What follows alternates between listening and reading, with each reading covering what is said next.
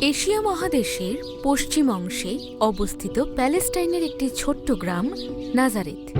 পাহাড় আর তৃণভূমি ঘেরা ছোট্ট সুন্দর গ্রাম। এই গ্রামেই বাস করতেন এক ইহুদি কাঠের মিস্ত্রি, নাম জোসেফ। এই জোসেফের সাথে বিয়ে ঠিক হয় গ্রামেরই এক ইহুদি মেয়ে মেরির। জোসেফ ও মেরি দুজনেই সেই শুভ দিনের জন্য অপেক্ষা করে আছে। এরকম সময় এক রাতে মেরির কাছে আসেন ঈশ্বরের দূত গ্যাব্রিয়েল। মেরি, মেরি, চোখ খোলো। কে? আমি ঈশ্বরের দূত গ্যাব্রিয়েল। ঈশ্বর আমাকে তোমার কাছে পাঠিয়েছেন। ঈশ্বর? ঈশ্বরের এক বার্তা নিয়ে আমি তোমার কাছে এসেছি মেরি। কিছুদিনের মধ্যে তোমার কোলে জন্ম নেবেন এক দেব শিশু।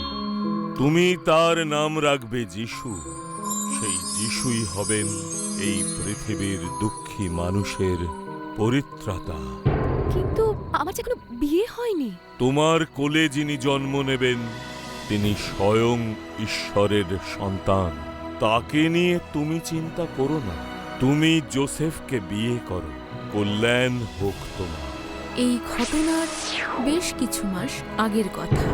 নাজারেথ গ্রামের পাশের গ্রামে মেরির দিদি এলিজাবেথ তার স্বামী জ্যাকারিয়ার সাথে থাকেন। তাদের কোনো সন্তান না থাকায় তারা দিনরাত ঈশ্বরের কাছে সন্তানের আশায় প্রার্থনা করতেন। একদিন প্রার্থনার সময় ভেসে এলো এক দৈববাণী। এলিজাবেথ ও জ্যাকারিয়া, খুব শীঘ্রই তোমাদের ঘরে এক শিশু পুত্র জন্ম নেবে। সে হবে ঈশ্বর পুত্রের অগ্রদূত। তোমরা তোমাদের পুত্রের নাম রাখবে যোহান। যোহানের জন্মের পরেই মেরির গর্ভে জন্ম নেবে স্বয়ং ঈশ্বরের সন্তান, যিনি দুঃখী মানুষকে মুক্তির পথ দেখাবেন। এরপর নির্দিষ্ট সময়ে এলিজাবেথ ও জ্যাকারিয়ার ঘরে জন্ম নেয় যোহান।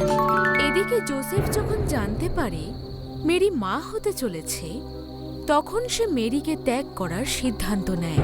তখন দেবদূত গ্যাব্রিয়েল এসে জোসেফকে বলেন, আমি হলাম দেবদূত গ্যাব্রিয়েল। আমি ঈশ্বরের বার্তা নিয়ে তোমার কাছে এসেছি জোসেফ। তুমি মেরিকে ত্যাগ করো না।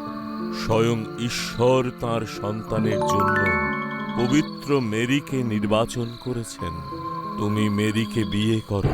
এরপর জোসেফ ও মেরি বিয়ে করেন এবং ঈশ্বর পুত্রের আগমনের অপেক্ষা করতে থাকেন। ঈশ্বর পুত্রের আগমনের অপেক্ষা করতে থাকেন।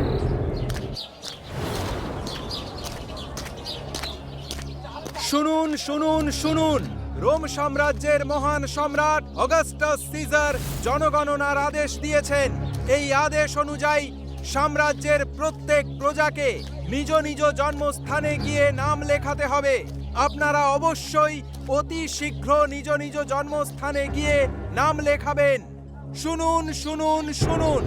মেরি ও জোসেফ নির্দিষ্ট দিনের আগেই জনগণনার জন্য ইহুদিয়া প্রদেশের বেথলেহেম শহরে এসে পৌঁছয়। শহরের সরাইখানাগুলো পূর্ণ হয়ে যাওয়ায় জোসেফ মেরিকে নিয়ে থাকার জন্য কোনো ঘর পায় না। এবার কি হবে জোসেফ? আমরা থাকবো কোথায়?